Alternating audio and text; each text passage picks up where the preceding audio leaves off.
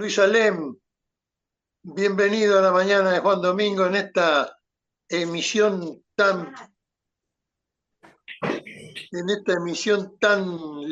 tan límite técnico.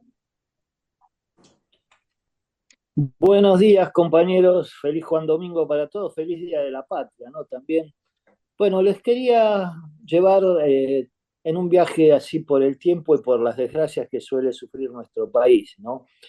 El 25 de mayo de 1925, en Chacabuco, en la provincia de Buenos Aires, nacía uno de los más grandes escritores que tuvo nuestro país, Haroldo Conti, autor de grandes libros como Mascaró, El cazador americano, como Alrededor de la jaula, como La balada del Álamo Carolina, entre tantos otros, ¿no?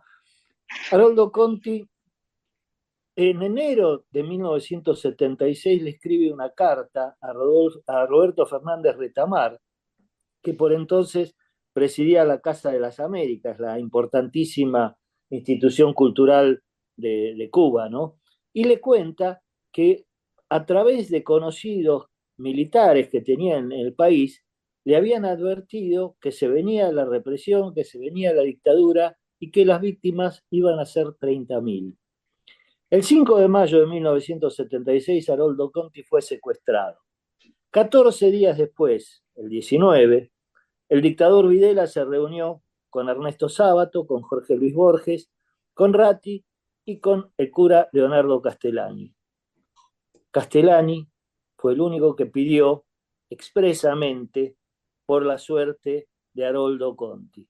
Sábato dijo que le parecía una persona de buenas intenciones y maravillosamente encaminado para llevar adelante el país, Videla.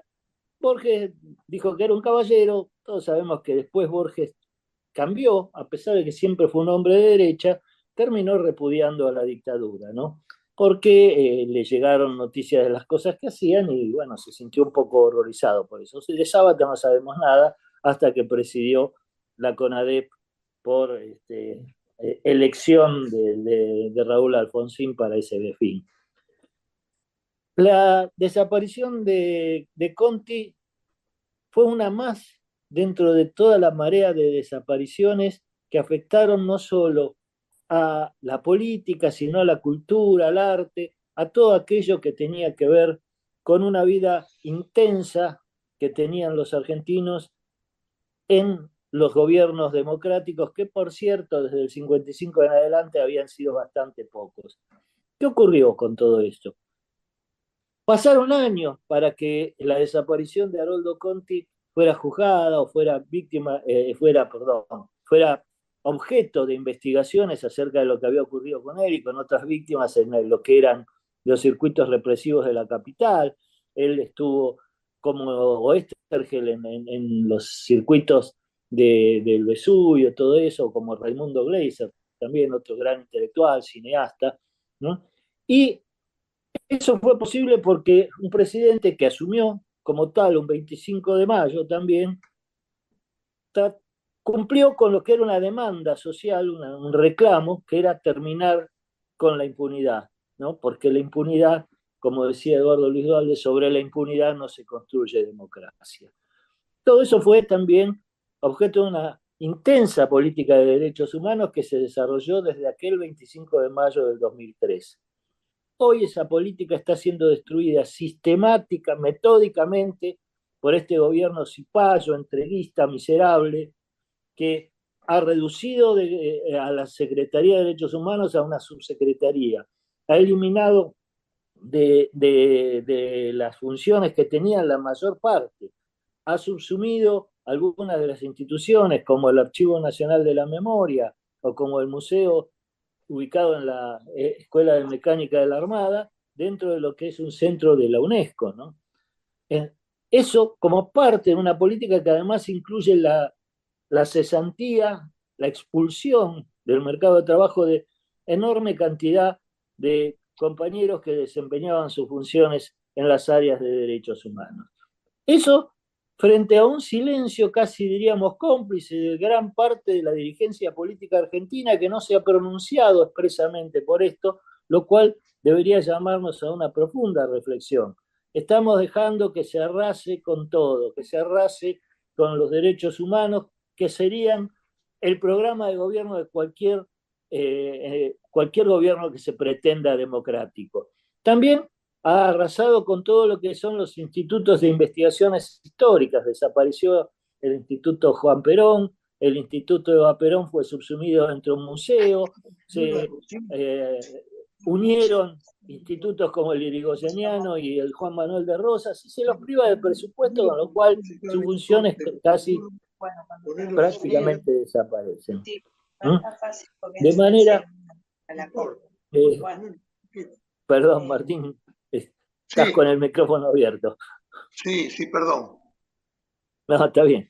Bueno, decía, a mí me parece que todo esto en un día como hoy, que es un día que debería ser un día especial para todos los argentinos, ¿no? Un día que deberíamos recordar, ¿no? Debería llamarnos a reflexión y empezar a pensar las cosas de otra manera, para que nuestros científicos, nuestros investigadores, como el caso de Aureliano, no se tengan que ir del país para poder desarrollarse plenamente, sino que encuentren en la Argentina las herramientas, las instituciones donde puedan trabajar libremente, ¿no? Que en todo caso siempre va a redundar en beneficio de nuestro país, en beneficio de mejorar la vida de los argentinos, ¿no? Pero sobre todo pensemos en la cuestión de los derechos humanos, en la cuestión de la cultura, en la cuestión de la historia tan brutalmente atacadas por este gobierno, que no es solamente, como algunos dicen, negacionista de lo que ocurrió, no, es admirador de las dictaduras, replica sus políticas, las lleva adelante bajo un disfraz democrático, porque este gobierno de democrático no tiene absolutamente nada. Entonces, lamentablemente este 25 de mayo no es un 25 de mayo para festejar, es un 25 de mayo para ponernos las pilas y empezar a reclamar con fuerza, y que no sean solamente los pobres jubilados los que los miércoles van a protestar frente al Congreso, sino que todo el arco político se levante en defensa de valores que son comunes a todos los argentinos y a toda la humanidad, los valores de los derechos humanos, los valores de la cultura, los valores de la convivencia democrática.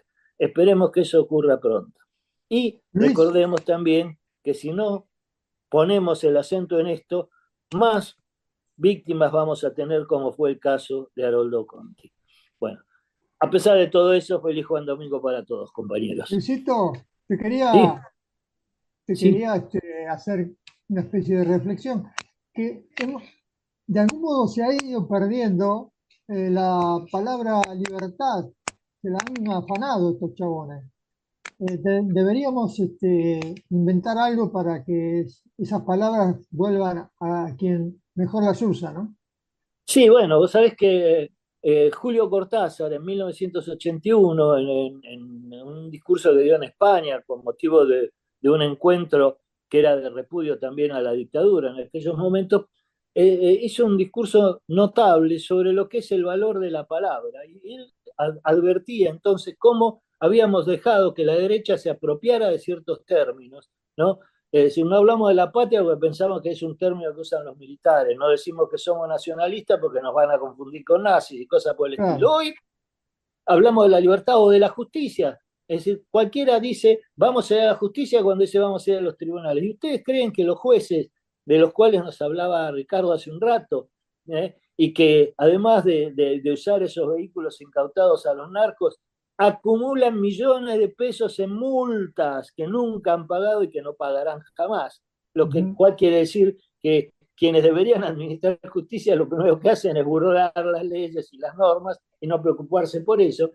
¿Cómo vamos a creer que esos jueces son la justicia? No. Entonces hay que recuperar el valor de esas palabras, hay que recuperar el valor de la libertad, de la justicia y de todos aquellos que son los derechos fundamentales que nos competen a todas las personas, porque como dice la Declaración Universal, hay que recordar que todas las personas nacen libres e iguales en dignidad y derechos, y es hora de que eso se transforme en una realidad.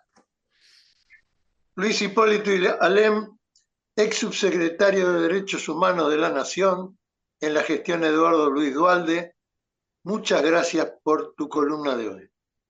Viva la libertad, viva la patria.